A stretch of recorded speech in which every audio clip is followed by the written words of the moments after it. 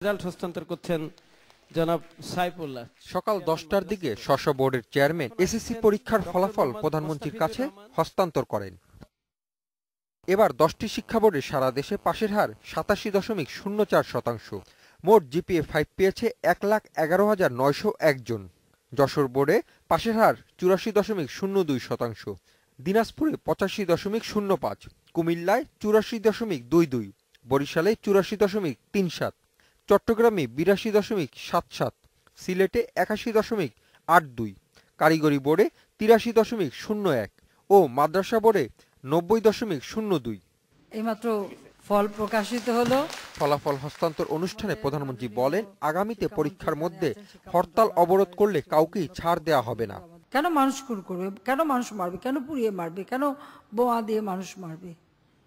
যাই হোক, আমি আর আজকে দিনে এই কথা বলছি, খুব দুঃখ হয় এই বাচ্চাগুলি যারা পরীক্ষা দিতে পারে নাই বা যেতে পারে নাই বা বিভিন্ন পরীক্ষায় বসতে পারেনি তাদের জন্য।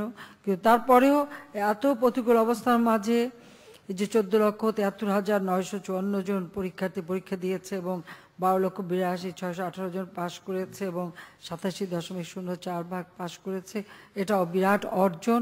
সেজন্য প্রধানমন্ত্রী আরো বলেন, বিএনপি জামায়াত জোটের মানুষ পোড়ানো হরতাল অবরোধ না থাকলে এসএসসি পরীক্ষার ফলাফল আরো ভালো হতো। জানি যে এই হরতাল অবরোধ এগুলি যদি না থাকতো তাহলে অবশ্যই এইভাবে যদি পরীক্ষার সময় বারবার পরিবর্তন না হতো তাহলে অবশ্যই আমরা আরো বেশি পাশের হার বাড়াতে পারতাম এবং আমাদের ছেলেমেয়েরা পারত।